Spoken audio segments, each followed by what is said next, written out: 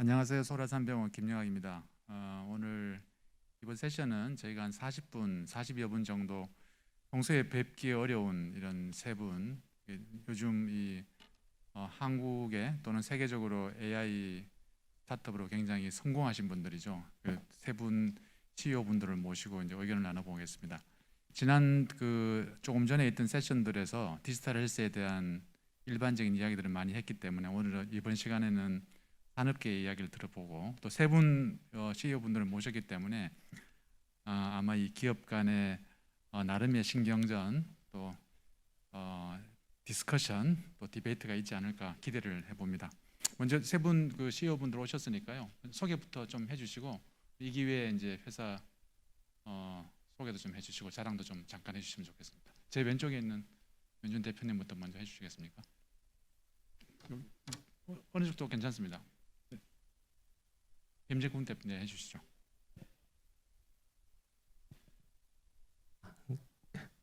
저는 코어라인 소프트의 김진국 대표입니다. 저희 회사는 그 의료 영상을 AI를 통해서 의료 영상 내에 있는 질병들을 찾고 이렇게 정확하게 평가를 해주는 그런 소프트웨어를 만드는 회사이고요. 주로 저희는 이제 폐암 검진 사업에 저희 솔루션들을 공급하고 있어서 현재 국내 50개 병원 이상에서 사용하고 있습니다. 그걸 기반으로 해서 이제 세계 좀 유럽 지역에 진출하고 있고요. 저희가 꿈꾸고 있는 그런 지향하는 발전 방향은 영상, 의료 영상에서 찾을 수 있는 질병들을 한 번에 다 찾아낼 수 있고 그런 기술을 통해서 의료진이 보다 정확하고 빠르게 질병들을 조기에 찾아낼 수 있게끔 하는데 이바지하고 싶은 그런 포부를 가지고 있습니다. 네, 안녕하십니까. 저는 JLK의 대표이사를 맡고 있는 김동민이라고 합니다. 저희 회사는 지금 현재 뭐 다양한 의료 영상, 그러니까 MRI, CT라든지 엑스레이라든지 이런 8가지 정도의 그런 다양한 모더리티에 대한 그 의료 인공지능을 만들었고요. 그거를 이제 하나의 AI 허브라고 하는 큰 플랫폼에 담아서 사업을 영위하고 있습니다. 그리고 인공지능을 만들기 위해서는 반드시 이런 데이터 관련돼 있는 그런 그 관리나 그런 그 가공 플랫폼이 아주 중요한데요. 저희가 이런 인공지능과 그리고 데이터를 연결하는 헬로 데이터라는 플랫폼을 통해서 최근에 굉장히 많은 작년에 매출 신장을 이루기도 하였습니다.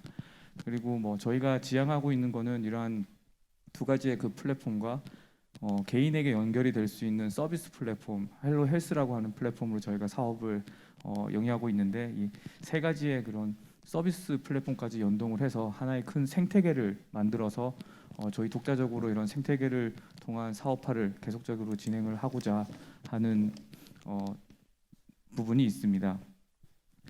저희가 뭐 지금은 이제 대부분이 진단 또는 이제 어느 정도의 예후 예측을 위한 부분들에 대한 그런 그 서비스를 제공하고 있는데요. 향후에는 정말 개개인들에게 맞춤이 될 수 있는 그러한 분석과 예후 예측 그리고 예방까지 할 수 있는 그러한 그 서비스로 여러 가지 그런 개인들의 그런 건강한 삶을 보장할 수 있도록 있는 게 저희의 꿈입니다. 이상입니다. 네, 안녕하십니까. 저는 비노의 대표를 맡고 있는 김현준입니다. 저희는 2014년도에 창업을 해서 저희가 AI 기술을 의료에 적용하는 일을 시작을 했습니다. 그래서 우리나라의 첫 번째로 AI 의료기기를 허가를 받았고 지금 현재 한 300개 정도 넘는 병원에서 저희 제품을 유료로 서비스하고 있는 상황입니다. 그 AI가 처음에 나왔을 때만 해도 약간 이게 정말 가능한 건지 실제로 뭐 상용화가 가능할 건지에 대한 의구심들이 많았었는데 옆에 보시는 것처럼 훌륭한 회사들이 이미 많고 이런 기술들에 대해서 저희가 산업계의 목소리라는 관점에서 이 패널까지 참여하게 돼서 굉장히 관계무량하게 생각하고 있습니다. 그래서 오늘 그 뭐 여러 가지 산업계에 관련된 얘기를 같이 나눌 수 있도록 하겠습니다. 감사합니다. 네, 감사합니다. 소개 세 분 해주셨고요. 우리 산업계에서 오셨으니까 그리고 CEO를 하셨으니까 아무래도 제일 큰 문제가 회사의 수익이 아닐까 싶습니다. CEO 분들이 제일 큰 고민이실 것 같은데요. 그리고 아마 여기 지금 산업계를 보시는 분들도 그럴 것 같아요. 이제 회사를 또 창업을 꿈꾸시는 분들은 내가 인공지능 기술을 해서 창업을 했을 때 수익이 될까? 내가 돈을 벌 수 있을까? 이제 이런 고민이 있을 것 같은데 아마 CEO 분들이 우리나라에서 제일 많이 고민하신 세 분일 것 같은데요. 그러면 제일 최근에 우리 창업을 하신 김현준 대표님께 제가 좀 여쭤보겠습니다. 이게 회사가 좀 수익이 좋아졌나요? 작년 이 대비 수익과 그리고 이 회사에서 그러면 이 가지고 있는 그런 비즈니스 모델 이런 식으로 우리가 수익을 하고 있다라는 부분까지 이제 영업 비밀이 아닌 부분들은 좀 설명을 좀 해주시면 좋겠습니다. 기본적으로 첫 번째 질문 수익에 대해서 말씀을 드리면 작년 대비는 저희가 한 1000%가량 성장을 한 것 같습니다. 워낙에 사실은 작년에는 R&D 스테이지였기 때문에 매출에 대해서 미미한 숫자였고요. 이제 그런 것들이 이제 발생을 하면서 성장을 하고 있는 중입니다. 뭐 절대적인 숫자로 그렇게 많다고 말씀을 드릴 수는 없는데 앞서도 소개를 잠깐 드렸지만 이게 이제 만들어져 가고 있는 거에 대해서 굉장히 의미를 찾고 싶습니다. 저희가 AI 의료기기를 지금 서비스하는 방식은 크게 두 가지가 있는데 저희가 직접적으로 이제 전통적인 방식으로 어떤 패키지된 솔루션을 병원에 이제 납품하는 형태가 있을 거고요. 저희가 그보다는 좀 더 집중하고 있는 방법은 클라우드 기반으로 서비스를 하는 것입니다. AI가 결국에는 이제 그 기술도 중요하지만 서비스 전달 방식에 있어서 저희는 혁신을 가져가고자 하는 목표를 가지고 있기 때문에 실제로 병원이나 클리닉이나 종합병원에서도 이런 AI 서비스들을 필요할 때 클라우드로 접속해서 필요한 만큼 과금을 해서 사용할 수 있는 형태를 저희가 도입을 하고 있고요. 지금 이미 많은 고객들이 실제로 유료로 사용을 하고 있습니다. 그래서 이런 모델들을 저희는 주력 사업 비즈니스 모델로 가져가고 있습니다. 클라우드 말씀을 하셨는데 실제로 이런 그 클라우드 형태 또는 스탠드얼론 형태 두 가지가 다 가능은 할 것 같은데요. 그 비율을 따지면 지금 어느 정도로 형성이 되어 있나요? 그 판매나 수익이나 이런 기준으로 봤을 때. 고객 수 기반으로 보면 클라우드가 압도적으로 더 많습니다. 네, 그리고 김진국 대표님은 최근에 제가 알기로 좀 전에 말씀하셨지만 이제 흉부 X선 또 심장 관련해서 해외 진출도 모색하고 계신 걸로 알고 있는데 어떠신가요? 이제 코어라인 소프트는 조금 처음부터 이 인공지능이라는 것들을 실제로 사업하기 이전부터 사업화를 하셨기 때문에 조금 다르기도 할 것 같은데요. 네, 저기 말씀해주신 대로 실제로 저희가 개발한 솔루션들은 주로 CT 영상들을 정량적으로 평가해주고 이렇게 그 분석을 해주는 그런 소프트웨어들인데요. 이제 국내의 대학병원과 같이 큰 대형 병원들에 판매된 거 외에도 대만 국립대병원이라든가 일본 홋카이도 대학병원, 또 유럽의 루벤 병원 같이 각 나라에서 좀 이렇게 선도하는 그런 병원들의 실제 판매가 이루어져 있고요. 그런 제품들은 아직까지는 전통적인 소프트웨어들 판매처럼 그렇게 설치형 형태의 소프트웨어로 판매가 되고 있습니다.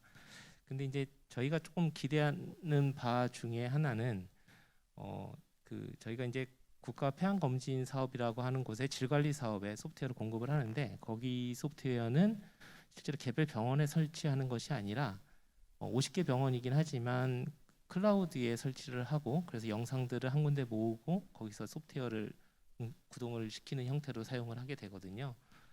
그렇게 하는 이유는 여러 가지가 있습니다. 그러니까 영상을 모을 수 있다는 것과 그다음에 일관된 결과를 낼 수 있다라는 관점에서 굉장히 중요하고 그 과정에서 굉장히 좀 어려움이 있었지만 그게 이제 국내에서 이제 검증이 한 2, 3년 정도 되니까 해외에서 그 사례를 보고서 새로운 폐암 검진 프로그램을 시작을 할 때 저희 쪽에 컨택이 오고 또 뭐 예를 들어서 독일 같은 경우에는 그 현지에 여러 회사들이 있음에도 불구하고 저희 소프트웨어가 선정이 되기도 합니다. 그래서 사실 저희 말씀을 많이 드렸는데 사실 말씀드리고 싶은 거는 국내에서 어떤 제품들이 널리 사용되는 근거들을 확보할 수 있으면 사실 그 해외 진출할 수 있다라고 저희는 좀 생각을 하고 있고요.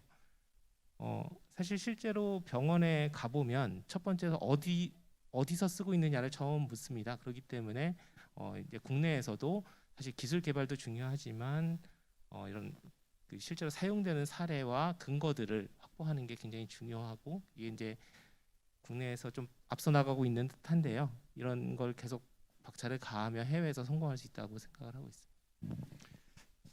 김동민 대표님께도 여쭤보고 싶은데요. 그 JLK는 굉장히 많은 종류의 다양한 영역의 질환 영역의 이런 솔루션들을 보유하고 계시지 않습니까?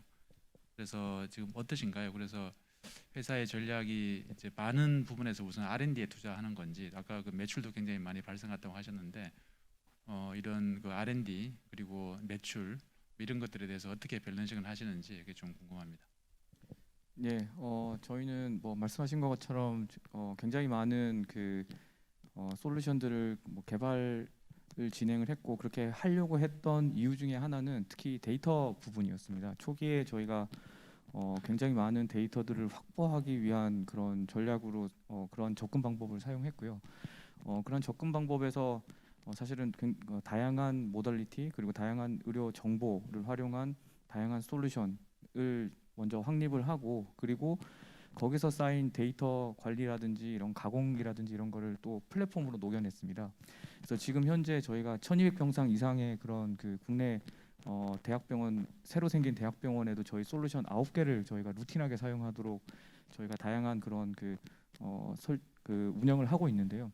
이렇게 하면서 저희가 바라고 있는 거는 병원 안에서 루틴하게 사용되면서 그런 데이터들이 저희 플랫폼 안에서 다시 가공이 되고 그렇게 해서 업데이트가 된 그런 그 솔루션들이 다시 그 진료 현장으로 반영이 될 수 있는 이런 하나의 큰 생태계를 만드는 게 사실 저희의 큰 목표입니다. 그래서 그러한 형태로 저희가 사업을 진행을 했고 작년에는 이런 데이터 가공 부분에 있어서 사실 데이터댐이라든지 이런 다양한 디지털 뉴딜에 관련돼 있는 정책과 맞아 들어가서 사실 굉장히 많은 매출을 또 올릴 수 있는 기회가 있었습니다. 세 분 말씀을 들어보면 이미 이제 인공지능은 자리를 잡았고 회사는 굉장히 전망이 밝고 어려움은 별로 없고 이렇게 정리가 되는 건가요? 그럼 사실 이제 더 이상 긴 얘기를 할 필요가 없는데 아마 제가 생각엔 그렇지는 않고 이제 사실은 대표님들이 굉장히 많은 노력을 하셔서 굉장히 어려운 환경에서도 이런 그 제품 개발 그리고 이 헬스케어의 이제 이런 발전을 위해서 노력하고 계신 걸로 알고 있는데 어려움이 꽤 있을 것으로 알고 있습니다. 그래서 회사가 성장한 이 배경을 설명해 주셨지만 지금 우리가 더 지금 앞서간 기업 입장에서 또 후배들도 많고요. 그래서 그런 입장에서 지금 뭐 더 한 번 더 이렇게 부스팅하기 위해서 어떤 것들이 가장 필요할지 하나씩 좀 짚어주시면 좋을 것 같아요. 예, 저부터 말씀을 짧게 드리면 AI 소프트웨어를 구매를 하고 싶어하는 의사 선생님들이 많이 있습니다. 근데 실제로 구매를 하는 병원 입장에서 보면 실제로 사용자는 업무의 도움을 받기 때문에 구매를 하고 싶어도 실제로 병원에서 구매를 하기 위해서 절차가 좀 많이 복잡하거든요. 실제로 병원에서 구매를 할 때의 인센티브가 사실은 좀 별로 없습니다. 그래서 현재는 회사 입장에서는 그 소프트웨어를 정말 잘 만들어서 어쩔 수 없이 그 병원을 설득하는 어려움을 겪더라도 살 수밖에 없게끔 만들지 않는 이상은 사실은 병원에 이렇게 판매를 하기가 굉장히 어려운 상황이고요. 실제로 6개월에서 한 1년 정도의 시간이 걸립니다. 사실은 그래서 저희 희망하는 거는 이게 이제 그 건강보험의 수가 뭐 이쪽 아니더라도 산업계의 발전을 보조해 준다는 측면에서 그 인센티브를 줄 수 있는 그런 제도가 조금 더 활성화되면 이게 이제 하나의 그러니까 복원으로만 보시지 마시고 해외에 진출할 수 있는 소프트웨어 산업으로 봐서 산업계의 그런 재원들, 인센티브를 줄 수 있는 재원들이 좀 도입이 되면 새로운 제품들을 좀 공격적으로 병원에서 도입해보고 그 중에 이제 그 성능이 떨어지거나 나쁜 것들은 도태되겠죠. 근데 이제 살아남은 제품들은 세계 시장에 나가서 성공할 수 있으리라라고 생각합니다.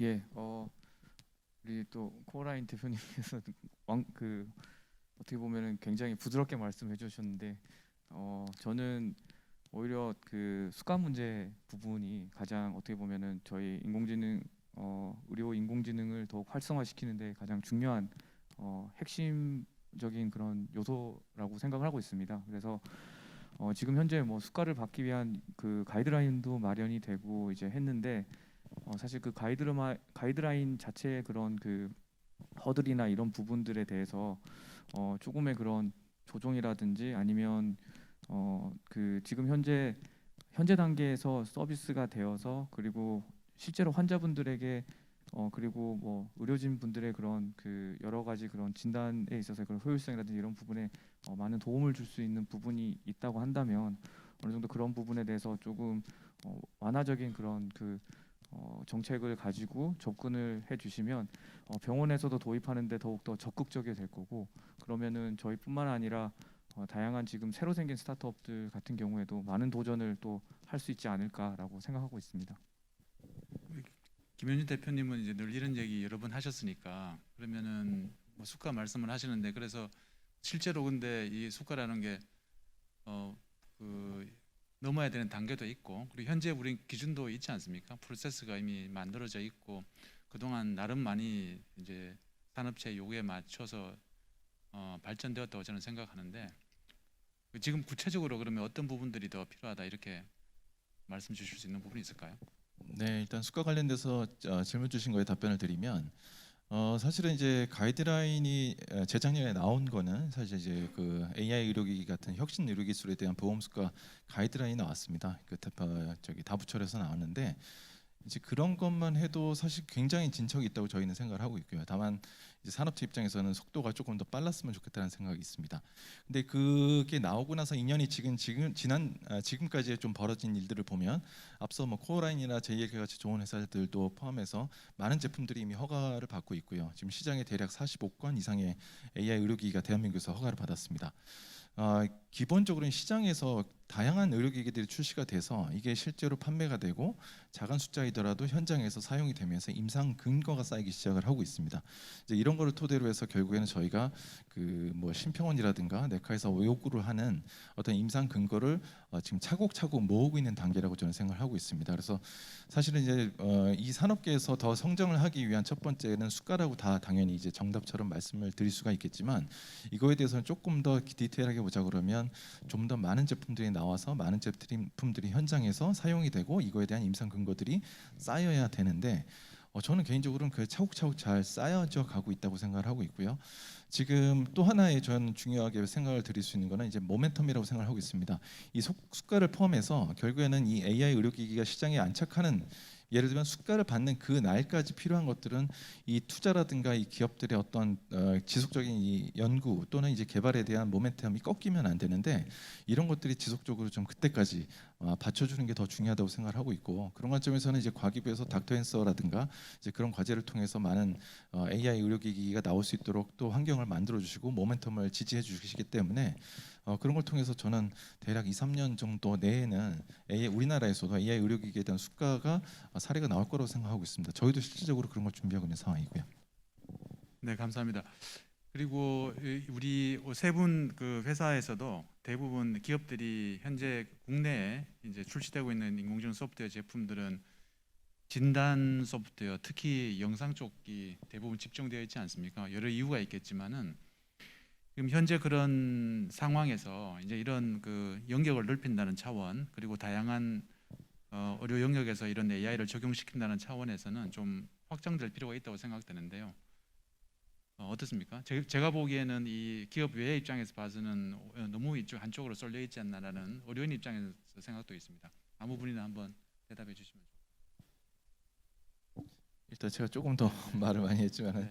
그 저희가 이제 영상 말고 생체 신호라든가 음성에서도 이제 저희가 AI 의료기기를 이미 출시를 하고 있는 상황입니다. 근데 앞서 사실은 이제 수가도 얘기를 했었지만 이 기기들이 다양하게 나오기 위해서는 결국에는 비즈니스 모델로 성공하는 사례들이 나와야 되는데 그 좌장님께서도 질문 처음에 발제하신 것처럼 그게 지금 영상의학 쪽에서의 제품들이 어떻게 되는지를 다 시장이 보고 있는 중이다 보니까 창업가들도 그렇고 투자자들도 그렇고 이게 일단 된 다음에 다음 산업들을 보자라는 좀 그런 추세가 있는 것 같습니다. 그래서 오히려 뭐 생체 신호라든가 뭐 혈액이라든가 이런 거에 대해서는 투자 관점에서는 조금 그 다음으로 보는 게 아닌가라는 좀 그런 좀 느낌이 좀 있습니다. 그 제 생각에는 지금 말씀하신 것처럼 영상 쪽에 가장 먼저 그런 그 솔루션들이 어떻게 많이 포진하고 있었던 이유 중에 하나는 이제 뭐 인공지능의 하나의 큰 특징이라고도 할 수 있을 것 같습니다. 지금 현재 인공지능이 갖고 있는 그러니까 여러 가지 그런 포텐셜 중에 어떤 그 패턴을 찾고 이미지에서 어떤 그 정량적으로 이제 분석할 수 있는 이미지에서 그런 분석을 할 수 있는 게 지금 현재 가장 기본이 되어 있는데 최근에 이제 많은 연구들이 이제 이런 이미지뿐만 아니라 유전체 정보라든지 아니면은 임상 정보와 관련돼 있는 이런 다양한 융합한 그런 형태의 연구들이 많이 진행되고 있고 저희 또한 유전체 정보와 융합을 해서 하는 뭐 이미징 지노믹스라든지 이런 그 제품들을 꾸준히 개발을 하고 있습니다. 그래서 향후에는 조금 이런 그 곧 아마 가까운 미래에 이런 그 유전체 정보라든지 이미지 정보를 융합한 형태의 그런 예후 예측까지도 가능한 그런 제품들이 제 생각에는 많이 나오지 않을까라고 생각하고 있습니다. 다른 관점에서 하나 또 여쭤보겠습니다. 우리 그 영역이라는 측면에서는 지금 이제 새로운 영역들도 발굴하고 있다고 말씀을 하셨는데 지금 인공지능이 그 수요자라고 이야기를 한다면 대부분 의사 선생님들, 병원이 될 것 같은데 사실은 헬스케어 영역이 굉장히 다양한 수요자가 있지 않습니까? 소비자가 있고 모든 개인들이 사실 이런 헬스케어에 대한 소비자라고 할 수 있는데 그런 그 R&D의 영역뿐만 아니고 이런 소비자들을 다양화하고 확산하고 확장할 수 있는 그런 시도들도 우리 산업계에서 좀 있나요? 예를 들어서 제가 말씀드리는 부분은 이제 PHR이 앞으로 굉장히 중요한 하나의 헬스케어의 툴이 될 텐데 이제 그런 쪽으로 확장할 수 있는 그런 생각이 있으신지 또 그런 경우 그렇게 한다면 또 어떤 또 난관들이 있을지 기업 입장에서는 어떤 투자가 필요한지 이런 걸 좀 한 분씩 좀 설명해 주시면 좋을 것 같습니다. 예, 일단 뭐 저희가 만들었던 플랫폼 중에 사실 말씀하신 PHR도 굉장히 중요하기 때문에 저희 서비스를 어떠한 형태로 제공할 수 있을까라고 생각했을 때 뭐 개인 분들이 자신의 가지고 있는 의료 영상을 가지고 인공지능 분석의 레포트를 볼 수 있으면 좋겠다라는 그런 생각으로 저희가 그 솔루션을 만들었고요. 그런 플랫폼을 구현을 했습니다. 근데 이제 이게 국내에 그런 그 어떻게 보면은 다양한 그런 규제와 사실 연동이 되어 있어서 사실 원격 의료를 통해서 저희 인공지능 서비스를 그 실제로 의사분들에게 코멘트를 받을 수 있는 형태로 저희가 지금 현재 솔루션화를 해서 사업을 진행하고 있습니다. 근데 이게 또 원격 의료랑 또 연동이 되다 보니까 굉장히 또 힘든 부분이 있었고 최근에 이제 데이터 3법에 관련돼 있는 여러 가지 그런 그 가이드라인이 마련되면서 개인 분들이 이제 이 의료기기를 쓰는 거에 대해서는 어느 정도는 그 데이터 부분에서는 해결이 된 것 같은데 아직까지 사실은 그런 그 다양한 그런 그 규제적인 부분에서 완벽하게 클리어가 되지 않았기 때문에 실제적으로는 서비스가 활성화가 되지 못하고 있는 상황인 것 같습니다. 근데 규제적으로 이제 이런 개인분들이 자신의 데이터를 이용해서 원격 의료를 통해서 이제 인공지능 서비스를 받을 수 있다라고 하면 저는 굉장히 큰 시장을 형성할 수 있는 하나의 큰 포텐셜이 될 거라고 생각하고 있습니다. 다른 기업들도 준비하고 계신 데가 있을까요? 좀 그런 게 있는 것 같습니다. 이제 저희가 이제 그 질문 주신 관점에서 이제 사업 관점에서 좀 보자면 의료기기 저희 이제 뭐 디지털 헬스케어라는 전체적인 큰 영역에서 저희는 이제 의료기기 메디칼 영역에서 이제 허가를 받아야 되는 의료기기를 서비스하는 회사입니다. 이제 PHR 관점에서 저희가 사실은 생각을 하자면 비의료기기에 해당하는 기술들을 많이 만드는 것들을 타겟으로 좀 할 수가 있는데요. 그러니까 사실 개인이 써야 되는 모든 데이터를 기반으로 어떤 서비스들이 의료기기로 허가를 받아야 한다면 그거에 대한 어떤 진입장벽과 투자 비용도 굉장히 커지고 그거에 대해서 수가가 나오지 않기 때문에 실제로 산업에서는 그걸 기술을 만들어내는 데까지 굉장한 그 허들들이 좀 있습니다. 그러면 결국에 가능한 거는 의료기기가 아닌 선에서 서비스를 제공할 수 있도록 만들면 그게 이제 실제로 비즈니스를 창출할 수가 있을 텐데 문제는 그 정도, 그러니까 의료기기 아닌 선까지 만들어진 제품이 과연 소비자가 돈을 내고 쓸 만한 어떤 정보를 줄 수 있느냐 그 관점이 좀 문제입니다. 그래서 지금에도 시중에 보면 뭐 건강 정보를 가지고 위험도를 예측한다든가 이런 기술들이 있는데요. 이제 그거는 일종의 일단 재미 또는 이제 참고적인 정보로만 안정적으로 활용이 되기 때문에 그걸 가지고 소비자가 돈을 낼 동인이 별로 없습니다.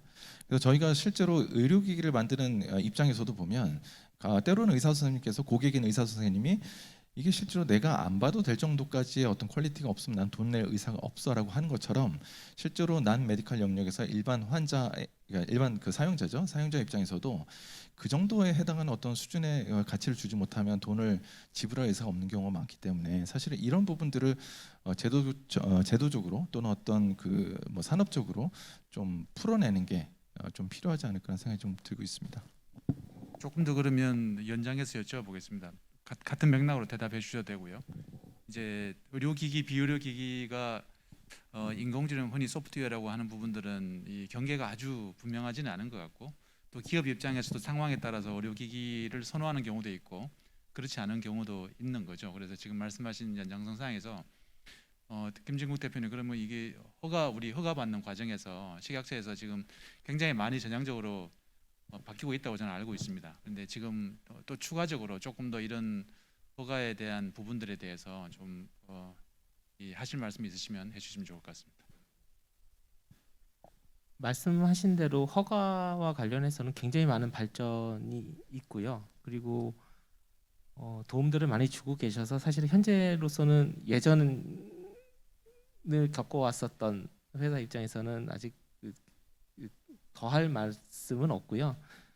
좀 전에 이제 그 개인으로 확장이 될 부분에 대한 그 부분에 대해서 잠깐 다시 돌아가서 이 의견을 잠깐 더하면 그 부분에 대해서는 사실은 좀 긴 미래를 보면 개인이 의료 데이터를 가지고서 사실은 이제 AI의 도움을 직접 받는 시기가 오긴 할 거라고 생각합니다. 근데 그 중간 과정에서 사실은 넘어야 될 벽들이 좀 있다. 그래서 AI 기업들이 그 전에 어떤 걸 추구해야 되는가가 좀 저는 선행돼야 된다고 생각되는 기술 몇 가지가 있는데요. 첫 번째는 일단 데이터들이 모여 있어야 개인들이 소유할 수 있다고 생각이 듭니다. 그래서 클라우드 쪽으로 발전이 이루어져야 되는데 현재 그 기술적인 문제보다는 이렇게 병원 내 정책이라든가 어떤 법률의 문제들이 좀 있어서 그 부분에 대한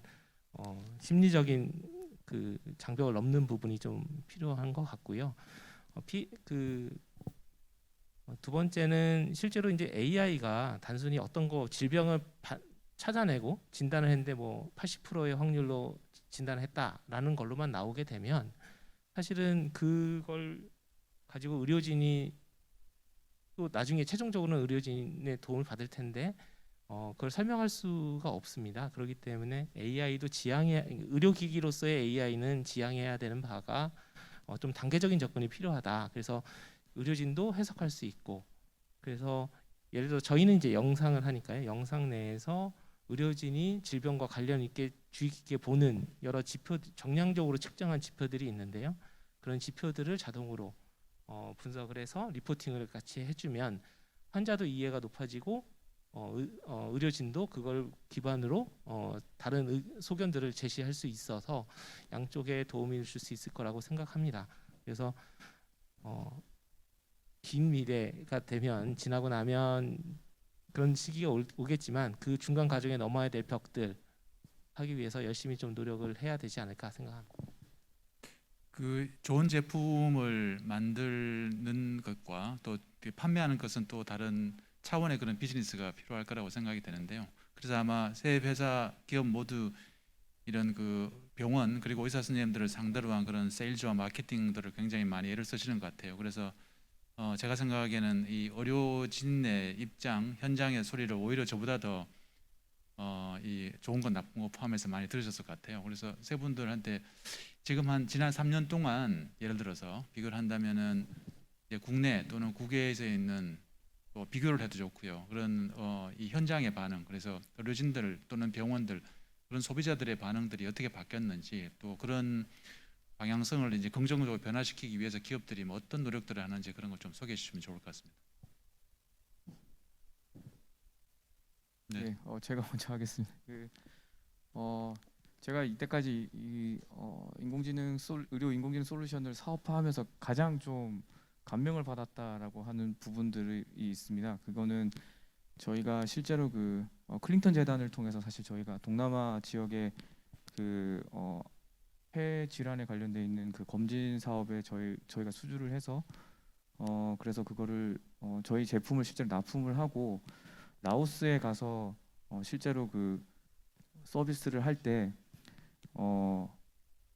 엑스레이를 찍고 저희 인공지능 솔루션이 분석을 했는데 첫 번째부터 사실은 그 결핵 환자로 인공지능 분류를 해서 사실 그때 굉장히 걱정을 했습니다. 이거 어떻게 이럴 수가 있지라고 생각을 했는데 실제로 그 분이 결핵 환자셨습니다. 그래서 바로 이제 격리를 할 수 있었고 WHO에 계시던 의사분이 같이 보시면서 이게 굉장히 이런 그 신뢰성을 많이 확보를 하게 됐고 그거를 통해서 사실은 지금도 그 라오스나 이런 데서 저희 솔루션들을 가지고 결핵들을 검진하고 의사 선생님들 부족한 상황에서 빠르게 격리를 하면서 그런 보건 환경을 개선해 나가는 거를 보면서 사실은 의료 인공지능이라는 게 저희 뭐 한국처럼 이제 굉장히 이런 인프라가 잘 되어 있는 곳에서 개발이 되어서 실제로 그런 인프라가 부족한 곳에서 어떻게 보면은 새로운 역할들을 해내고 있는 거에 사실 굉장히 많은 보람과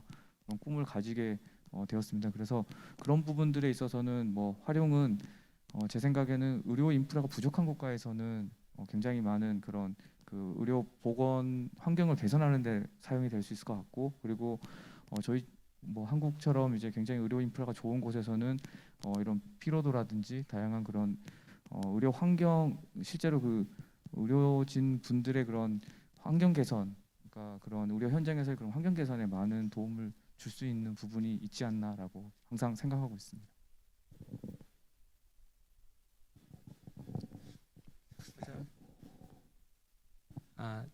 저희 회사가 그 판매하고 있는 제품 중에는 이제 폐암 검진용 소프트웨어가 있는데 이게 검진이라 함은 환자를 대상으로 검사를 한다기보다는 건강한 분들의 조기 발견을 위해서 하는 거거든요. 그러다 보니까 이제 그 병원들이 이제 그 이렇게 지역에 있는 거점 병원들이 좀 많이 있습니다. 근데 이런 병원들은 뭐 우리나라 같이 선진국이지만 모든 전문 분야의 영상학과 선생님들이 다 있지는 못한 상황이고요. 그러다 보니까 사실은 폐암 검진을 할 때 사실은 도움을 좀 받고 싶어 하는 부분이 있습니다. 이제 실제로 저희 고객 중에는 맨 처음 AI를 좀 이렇게 그러니까 얼마나 잘하는가 이렇게 맨 처음에 좀 보시다가 그 올해 좀 써보신 다음에는 이제 의견을 좀 존중해서 같이 도움을 받는 조력자로서 이제 인식을 해주시고 정말 이렇게 판독에 도움을 많이 받으시는 그런 얘기를 해주시는 걸로 변화되는 걸 봤거든요. 그래서 AI가 실제로 사실은 이제 어느 정도 성능을 내는지를 수치만 보고서 관심을 갖는 거 단계는 이제 다 있으신 것 같고요, 의사 선생님들이 실제로 그걸 써보시고 실제로 본인의 워크플로우에 적용을 해서 성과 실제로 이제 퍼포먼스를 올리는 그리고 도움을 받는 데까지는 사실은 좀 시간이 많이 필요한 것 같습니다. 그리고 회사에서도 사실은 이제 판매했다고 끝나면 되는 게 아니라 실제로 지속적으로 잘 사용할 수 있게끔 어려움은 없는지를 계속 이렇게 서포트해 줄 수 있는 그런 조직과 그런 그 관심이 좀 필요하고요. 그 긴 시간들이 결국 이렇게 제품 판매와 나중에 이제 좋은 고객들로 이렇게 만드는데 이제 도움을 줄 수 있을 것 같습니다. 저희가 처음에 2016년도에 제품을 만든 다음에 데모를 갔을 때는 그거는 구입의 목적이 없는 상태에서 그 교수님께서 그냥 한번 써보겠다라는 거였던 것 같습니다. 절대 구입의 의사는 없으신 상태에서 데모 AI가 뭔데 궁금해서 데모를 했다라고 하면 최근에는 이제 뭐 저희가 이제 입찰 뭐 이런 걸 실제로 그냥 많이 합니다. 그래서 비로소 한 1, 2년 전부터 구매를 전제로 해서 교수님들이 뭐 고객들이 이 제품을 한번 테스트를 해보자라고 얘기가 나왔던 것 같고요. 뭐 당연히 쓰다 보면 처음에 문제들이 많았습니다. 저희의 제품이지만 저희가 피땀 흘려서 만든 제품이지만 나가서 그렇게 채찍을 맞고 욕을 먹는 것들이 굉장히 괴로운 한편 그게 이제 제대로 산업화가 되는구나라는 느낌이 들었던 게 아마 그 시점이었던 것 같습니다. 그래서 그 사이에 굉장히 많은 발전들이 좀 있었던 것 같고 뭐 다른 이 산업의 전체 모든 회사들이 그랬을 것 같습니다. 최근에는 이제 병원 단위에서 큰 규모의 나름대로의 입찰이라든가 경쟁 입찰, RFP 이런 것들이 나오면서 실제로 이제는 뭐 교수님들이나 고객들이 이 제품을 뭐 흥미로서 사는 게 아니고 실제로 필요하다라고 인지를 해서 구매를 하시는 경우들이 많고요. 꽤 큰 규모로 하시는 경우도 많습니다. 그래서 뭐 때로는 가서 경쟁 업체랑 같이 갔는데 이제 저희는 떨어지고 굉장히 뭐 속상하지만 또 한편으로는 굉장히 기분이 좋은 이게 이제 이 정도 스테이지까지 왔구나라는 것 때문에 뭐 시장에 대해서만큼은 굉장히 많이 성숙을 하고 있는 상황이 아닌가 싶습니다.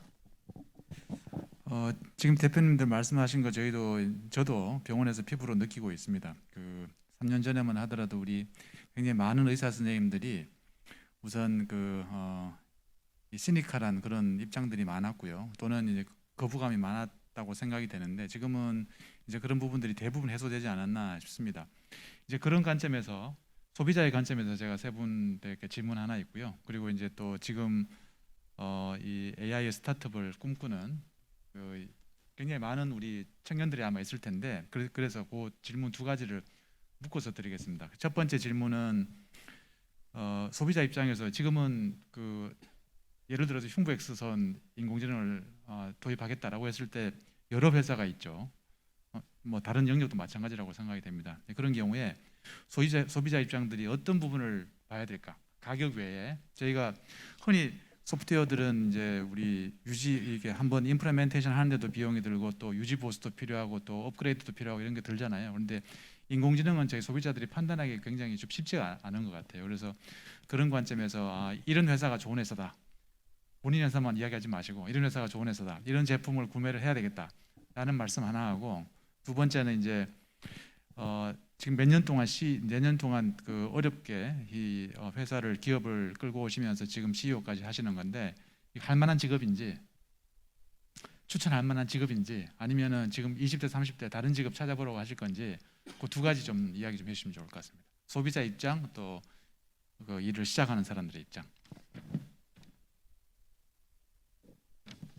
예, 제가 생각했을 때 뭐 소비자분들이 이제 의료 인공지능을 구매를 하시려고 할 때 가장 중요시 봐야 되는 거는 아무래도 사용성이 아닌가라고 생각하고 있습니다. 저희도 사실은 사용성 좀 더 편하게 사용할 수 있도록 만드는 거에 굉장히 많은 시간과 사실 그 안정성을 높이는데 굉장히 많은 그런 노력을 들였습니다. 그래서 소비자분들께서는 꼭 뭐 이렇게 의료 인공지능을 물론 뭐 성능도 중요하지만 성능의 부분에 있어서는 이제 뭐 제가 봤을 때는 거의 여러 그런 부분에서 평균화가 많이 이루어졌다라고 본다면 역시 사용성이 중요하지 않을까라고 생각하고 있습니다. 특히 워크플로우에 어떻게 반영이 될 수 있도록 되어 있는지에 대한 부분이 중요하다고 생각하고 있습니다. 그리고 앞으로 지금 20대 30대 하고 계신 분들에게는 뭐 강추까지는 아니지만 그래도 역시 이게 그런 다양한 이런 저는 공대 출신으로 사실은 이런 여러 가지 생명이라든지 그런 삶의 질을 바꿀 수 있는 이런 일을 할 수 있다는 게 사실은 굉장히 큰 보람이 있습니다. 특히 아까 말씀드린 것처럼 이런 의료 환경이 나쁘고 인프라가 제대로 되어 있지 않은 나라에도 뭐 저희 기술력으로 이렇게 뭔가 도움을 줄 수 있다라는 그 자체만으로도 굉장히 큰 보람을 느끼고 그리고 또 상당히 자랑스럽게 생각하고 있습니다. 그래서 그런 부분에 있어서는 반드시 뭐 돈도 많이 벌고 이렇게 하는 것도 중요하지만 앞으로는 이런 가치와 연동되어 있는 그런 자신의 삶의 그런 추구라는 거를 생각을 했을 때는 사실 공생하는 부분에 있어서는 강추는 아닙니다. 굉장히 고생스럽습니다. 하지만 이렇게 보람되고 가치를 찾아 나갈 수 있는 부분에 있어서는 굉장히 좋기 때문에 적극 추천을 하도록 하겠습니다. 네, 그 첫 번째에 대해서는 이거는 이제 저희의 입장이라기보다는 저희가 늘 한 뭐 수년간 고객들을 만날 때 고객들이 요구하는 거이기 때문에 그 정의를 할 수 있을 것 같습니다. 임상 근거입니다. 그래서 제품을 선정할 때는 그 제품에 대해서 충분한 임상 근거나 그거에 대한 어떤 그 객관적인 자료가 있는지를 먼저 항상 물어보시는 것 같고요. 그다음에 그걸 토대로 해서 실제로 써보시라라는 말씀을 드리겠습니다. 그 뭐 사실은 뭐 저희 제품 저희 회사를 홍보하는 건 아니니까 저희 회사의 제품이 좋은 것도 있고 나쁜 것도 있습니다. 이제 그러더라도 그 본인의 어떤 판독이라든가 그 임상 진료에 필요한 니즈들이 선생님마다 다르기 때문에 그런 것들을 활용을 해 보시고 최소한의 객관적인 근거가 있는 경우에는 테스트 본인이 이제 써보시고 아 AI가 이 정도 되는구나 정도 경험하신 다음에 사시면 좋겠다라는 말씀드리고요. 두 번째에 대해서는 저는 대표는 꼭 해보라라고 말하고 싶지는 않습니다. 대신에 창업자는 꼭 해보라라는 말씀을 드리겠습니다. 어, 고객 관점에서 사실은 중요한 부분은 앞에서 사실 말씀을 많이 해주셔서요. 약그 이제 뭐 특별히 더 할 말은 없는 것 같습니다. 다만 그 근거는 안 되겠지만 본인의 필요가 무엇인지를 좀 명확하게 판단한 다음에 고르시면 조금 더 좋겠다. 그러니까 사실은 의료 기기를 사실 때 예산을 어렵게 마련하신 다음에 어렵게 마련했기 때문에 굉장히 다양한 기능들이 있는 제품들을 사시려고 보통 많이 하시는데요. 그러다 보면은 사실은 완성도가 좀 떨어질 수 있습니다. 그래서 목적이 무엇인가를 좀 명확하게 하시면 최소한 그 분야의 그 부분에 대해서는 만족한 제품을 선택하실 수 있지 않을까 하는 말씀을 좀 드리고 싶고요. 뭐 비슷합니다. 저도 CEO는 매번 결정을 해야 되는 부분이기 때문에 이제 성향이 맞지 않으면 좀 힘들고 어려운 것 같고요. 다만 이제 창업을 한다는 거는 자기가 꿈꾸는 미래를 실제로 만들어 볼 수 있다라는 큰 장점이 있습니다. 그래서 어렵더라도 한번 도전해 보면 끝났을 때 굉장히 큰 성취감을 끝날지는 모르겠는데 큰 성취감을 얻을 기회를 얻을 수 있어서 굉장히 좋을 것 같습니다. 감사합니다. 그 청중분들께서 여러 질문을 주셨는데요. 이 부분 한두 개 시간 나는 대로 말씀드리도록 하겠습니다. 첫 번째 질문은 그 어느 분이 대답해 주시면 될 것 같습니다. 병의원 위주의 AI를 어떻게 도입할 수 있나요? 이런 질문하셨습니다. 1차 클리닉에서 어떻게 AI를 쓸 수 있나 이런 질문인 것 같은데요. 짧게 뭐 닥터 행성 2.0이라는 과제가 지금 클리닉을 대상으로 준비가 되고 진행이 되고 있는 과제가 있습니다. 그 클리닉에서 1, 2차 병원에서 기본적으로 뭘 원하는지 수요를 먼저 확인하는 게 첫 번째로 생각을 하고 있고요. 대학병원과 종합병원에서 요구되는 돈을 기꺼이 낼 만한 어떤 토픽과 주제와 1, 2차 병원에서의 주제가 확연히 다릅니다. 그래서 그런 것들을 조사를 해서 그거 기반으로 사업 모델을 만들면 되지 않을까 싶습니다. 또 한 가지 질문은 AI의 윤리적인 질문을 이야기를 하셨는데요. 학계에서는 주로 이런 이야기들이 되는데 업계에서도 이런 부분들에 대한 그런 이 대응이라든지 또는 고민을 하고 계신 게 혹시 있으시면 소개를 하나 시켜주실 수 있을까요? 굉장히 그 어려운 부분 중에 하나이기도 합니다. 그 윤리라는 거는 그러니까 어떤 형식으로 그 정의를 할까라는 부분인데 적어도 저희가 도전했던 것 중에 하나는 적어도 그 모르는 걸 모른다라고 할 수 있는 그런 인공지능을 만들 수 있을까라는 부분에 대해서 굉장히 좀 고민을 많이 하고 특히나 의료 분야이기 때문에 어렵다 모른다라는 거를 어떤 스케일러비티를 줄 수 있을까라는 부분에서 많은 고민을 하고 있는데요. 그런 부분들에 대해서는 아마 윤리적인 부분 그리고 이런 인공지능의 한계점을 정확하게 이렇게 넘어설 수 있는 그런 부분들에 대해서는 향후 더 많은 연구가 진행이 되면서 아마 정립이 되지 않을까라고 생각하고 있습니다. 감사합니다. 대략 그 시간이 마무리가 되어 가는 것 같습니다. 그래서 마무리를 하면은 세 분 그 우리 CEO 분들이 굉장히 오랫동안 정말 이렇게 한 분 한 분이 가지고 계신 내공이 대단한 분들인데요. 오늘 뭐 간단하게 이야기를 하셨지만은 아마도 여기 궁금증이 더 계시는 분들은 직접 연락하시면 바쁘신 분들이지만 시간을 내서 그 내공을 좀 전수해 줄 수 있는 기회가 있지 않을까라고 생각이 됩니다. 이번 세션 귀하신 분들 세 분 참석해 주셔서 진심으로 감사의 말씀을 드리고 좋은 말씀해 주셔서 또 들어주신 분들 청중분들께 감사의 말씀을 드립니다. 감사합니다.